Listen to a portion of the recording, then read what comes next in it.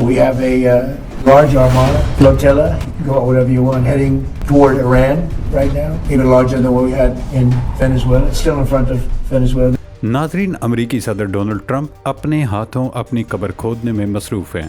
इस वक्त वो अमेरिका के गोरबाचोव बन चुके हैं। उनकी जानिब से ईरान को दी गई धमकियां और तड़ियां खुद ट्रंप के गले का तोक बन गई हैं।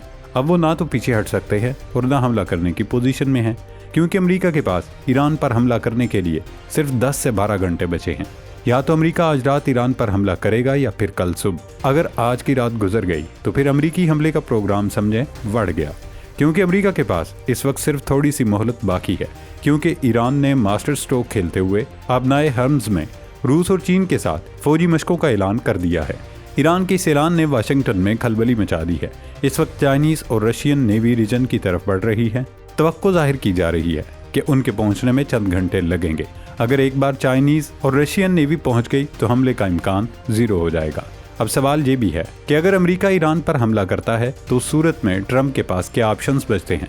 क्या अमेरिका वेनेजुएला तर्ज का कमांडो एक्शन करेगा? क्या अमेरिका की न्यूक्लियर साइट्स पर हमला किया जाएगा या फिर फिजाई बमबारी की जाएगी? अगर कमांडो एक्शन किया गया तो उसका टारगेट कौन होगा? क्या अमेरिका ईरानी सुप्रीम लीडर को भी निकोलस मादुरो की तरह अगवा करके ले जाएगा? और क्या ऐसा करना मुमकिन होगा? अगर ऐसा हुआ तो ट्रंप की ये हमाकत पूरी ईरानी कौम को न सिर्फ मुतहिद कर देगी, बल्कि अमेरिका को दुनिया भर के शियों की नफरत और गुस्से को भुगतना पड़ेगा, क्योंकि तमाम शियों के लिए वलायत फ़कीहा का एक ख़ास मुकाम है और उन पर किए गए हमले को किसी सूरत ऐसे फरामोश नहीं किया जाएगा। अमेरिकी सदर ने ईरान को धमकी दी है कि वेनेजुएला भेजे गए बेड़े से भी बड़ा बहरी बेड़ा ईरान की जानिब जा रहा है। हालांकि ईरानी वज़ीर ख़ारजा अब्बास इराक़ची कह चुके हैं कि ईरान मुज़ाकरात के लिए तैयार है, लेकिन इसके बावजूद सदर ट्रंप मुसलसल ईरान को तड़ियाँ लगा रहे हैं। पाकिस्तान भी इस सारी डेवलपमेंट को बगौर न सिर्फ देख रहा है बल्कि जायजा भी ले रहा है, क्योंकि ईरान पाकिस्तान का हमसाया मुल्क है और ईरान की सूरत हाल बराह रास्त पाकिस्तान को मुतासिर करेगी। तुर्किया के चीफ ऑफ जनरल स्टाफ इन दिनों पाकिस्तान के दौरे पर आए हुए हैं, जहां उन्होंने फील्ड मार्शल सैयद आसिम मुनीर से मुलाकात की और खित्ते की सूरत हाल पर बातचीत की गई। अगर इस तमाम सूरत हाल को देखा जाए तो ये सिर्फ अमेरिका और ईरान का मामला नहीं रहा। रूस, चीन, तुर्की सब इस शतरंज के बोर्ड पर आ चुके हैं। एक गलत फैसला या कदम पूरी दुनिया को तीसरी आलमी जंग के दहाने पर ले जाएगा। नाजरीन, ईरान की डिप्लोमेसी इन दिनों देखने वाली है। कामयाब सफारतकारी से ईरान ने सऊदी अरब से तुर्किया और चीन से लेकर रूस तक अपने इत्तेहादी बना लिए हैं। इन दिनों भी एक तरफ ईरानी वज़ीर ख़ारजा अब्बास इराक़ची तुर्किया के दौरे पर हैं, तो वहीं नेशनल सिक्योरिटी के मशीर अली लारिजानी गैर एलानिया दौरे पर रूस पहुंच गए हैं, जहां उन्होंने रूसी सदर व्लादिमीर पुतिन से मुलाकात की और शायद यही मुलाकात गेम चेंजर साबित हुई। इस मीटिंग के बाद ही रूसी सदर पुतिन ने अपनी फौज आबनाए हर्म्स भेजने की हामी भर ली, जिसकी वजह से अमेरिका बैक फुट पर जाने पर मजबूर हो गया। तुर्किया में मौजूद ईरानी वज़ीर ख़ारजा अब्बास इराक़ची ने वाज़ेह किया है कि ईरान को मुज़ाकरात पर कोई एतराज़ नहीं, लेकिन धमकियों के साए में मुज़ाकरात नहीं हो सकते। उन्होंने मज़ीद कहा, ईरान और अमेरिका के हुक्काम के दरमियान किसी मुलाकात का शेड्यूल तय नहीं हुआ, लेकिन ईरान मुनसिफाना और बराबरी की सतह पर मुज़ाकरात के लिए तैयार है और इस मामले पर तुर्की के साथ राब्ते में है। ईरान ने अमेरिका और इसराइल को भी खबरदार कर दिया है कि अब की बार वो मुकम्मल तैयार है, लिहाजा उसे बेखबरी में नहीं दबोचा जा सकेगा। अब की बार हालात 12 रोज़ा जंग से बिल्कुल मुख्तलिफ होंगे। ईरान की सलामती किसी दूसरे मुल्क का मसला नहीं। ईरान न सिर्फ अपनी फौजी सलाहियतों को जितनी ज़रूरत हो बरकरार रखेगा, बल्कि उसमें मज़ीद वसअत देगा। तुर्क वज़ीर ख़ारजा हाकान फ़िदान ने भी इसराइल को ललकारते हुए कहा, सियोनी रियासत को खित्ते में अदम इस्तेहकाम पैदा करने वाली पॉलिसियों से बाज आना चाहिए। नाजरीन, एक तरफ तुर्किया और इत्तेहादी मुल्कों की सफारतकारी है तो दूसरी जानिब अमरीकी धमकियाँ। अब सवाल ये है कि अमेरिका के पास इस वक्त क्या ऑप्शंस रह जाते हैं।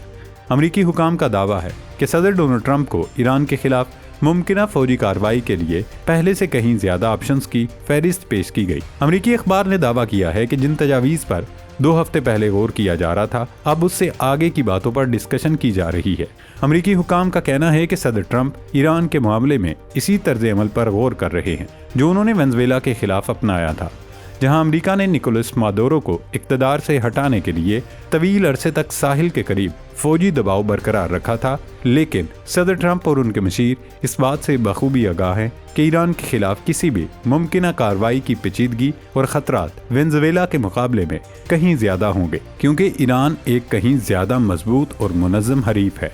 اس آپشن پر بھی غور کیا جا رہا ہے کہ امریکی کمانڈوز کو خفیہ طور پر ایران بھیجا جائے تاکہ ان کی جوہری تنصیبات کو تباہ یا شدید نقصان پہنچایا جائے، جو گزشتہ جون میں امریکی بمباری سے متاثر نہیں ہوئی۔ امریکی اخبار کے مطابق امریکی افواج طویل عرصے سے ایسے خصوصی مشنز کی مشقیں کرتی آ رہی ہیں جن میں ایران جیسے ممالک کے اندر جا کر اہم اہداف کو نشانہ بنانا شامل ہے۔ ایک اور امکان یہ بتایا گیا ہے کہ ایران کی اعلیٰ قیادت اور فوجی اہداف پر حملوں کا ایسا سلسلہ شروع کیا جائے جس سے ملک میں شدید انتشار پیدا ہو اور حالات اس نہج پر پہنچ جائیں کہ ایرانی سیکیورٹی فورسز یا دیگر عناصر سپریم لیڈر آیت اللہ خامنئی کو اقتدار سے ہٹا دے۔ لیکن کیا امریکہ یہ سب کر پائے گا؟ لگتا نہیں کہ امریکہ یہ مس ایڈوینچر کرے، اور اس کی وجہ یہ ہے کہ امریکہ کا قطر، UAE، سعودی عرب سمیت مختلف ملکوں نے اپنے اڈے دینے سے صاف انکار کر دیا ہے۔ ان ملکوں کے انکار کے بعد ڈونلڈ ٹرمپ بحری بیڑے خلیج میں جمع کر رہے ہیں، جس کا مقصد ان ملکوں کو یہ پیغام دینا ہے کہ امریکہ ان کی سرزمین استعمال کیے بغیر بھی اپنا مقصد پورا کر سکتا ہے۔ دلچسپ صورتحال یہ ہے کہ امریکی بحری بیڑے خلیج فارس میں نہیں بلکہ بحیرہ عرب میں موجود ہیں، اور جنگ کی صورتحال میں فضائی حدود کی خلاف ورزیوں کا چانس بڑھ جاتا ہے۔ ایک اہم پیش رفت یہ ہوئی کہ ایران نے روس اور چین کے ساتھ فوجی مشقوں کا اعلان کر دیا ہے۔ چائنیز اور رشین نیوی ریجن کی طرف بڑھ رہی ہیں۔ توقع ظاہر کی جا رہی ہے کہ ان کے پہنچنے میں چند گھنٹے لگیں گے، اور یہی چند گھنٹے ٹرمپ کے پاس ہیں، کیونکہ جس سمندری حدود میں بڑی پاورز کی نیول پریزنس ہو وہاں گولہ تو دور گولی چلانے کا رسک بھی کوئی نہیں لیتا۔ ایسی اطلاعات بھی آ رہی ہیں کہ ترک صدر طیب اردوان نے ایران اور امریکہ دونوں سے کہا مذاکرات کا راستہ کھلا رکھیں، یعنی ہو سکتا ہے کہ ایران امریکی کمپنیوں کو تیل نکالنے کی اجازت دے دیں اور بدلے میں امریکہ یہ گارنٹی کرا دے کہ وہ ایران کے سسٹم کو نہیں چھیڑے گا۔ کہا جا رہا ہے کہ عباس عراقچی کی استنبول یاترا ابھی اسی سلسلے کی کڑی تھا۔ اگر ایسا ہو جاتا ہے تو یہ ایک بڑی اور مثبت پیش رفت ہوگی۔ ویسے بھی امریکہ کے ساتھ تجارتی شراکت میں کوئی برائی نہیں، لیکن امریکہ سے تجارت شروع کرنے کے فیصلے کے بعد ایرانی رجیم کو اندرون ملک اسلام پسندوں یا امریکہ مخالفین کی طرف سے مزاحمت کا سامنا کرنا پڑ سکتا ہے۔ لیکن ان مزاحمت کرنے والوں کو سمجھنا اتنا مشکل نہیں ہوگا، کیونکہ کہا جا سکتا ہے کہ امریکہ سے تجارت میں کوئی مذائقہ نہیں۔ اصل برائی امریکی غنڈہ گردی ہے۔ اگر امریکہ وہ راہ ترک کر کے بزنس ڈیل کی طرف آتا ہے تو اسے ویلکم کرنا چاہیے، لیکن لگتا نہیں یہ دال گلے گی یا یہ بیل منڈے چڑھے گی، کیونکہ موجودہ صورتحال میں امریکہ فریق نہیں بلکہ اسرائیل کا مہرہ ہے، اور اسرائیل کبھی نہیں چاہے گا کہ یہ مذاکراتی عمل کامیاب ہو، کیونکہ اس صورت میں اسرائیل کو اپنے ناپاک عزائم پورے کرنے کا موقع نہیں مل سکے گا۔ ناظرین، ایران کے خلاف جنگ اب کوئی یک طرفہ فیصلہ نہیں رہا، یہ ایسا قدم بن چکا ہے جس کی قیمت صرف ایران نہیں بلکہ امریکی، عالمی ساکھ، خطے کا امن اور عالمی معیشت سب کو ادا کرنا پڑے گی۔ روس اور چین کی انٹری نے واضح کر دیا ہے کہ اب ایران تنہا نہیں، اور یہی وہ ریڈ لائن ہے جسے امریکہ پار کرتے ہوئے کترا رہا ہے۔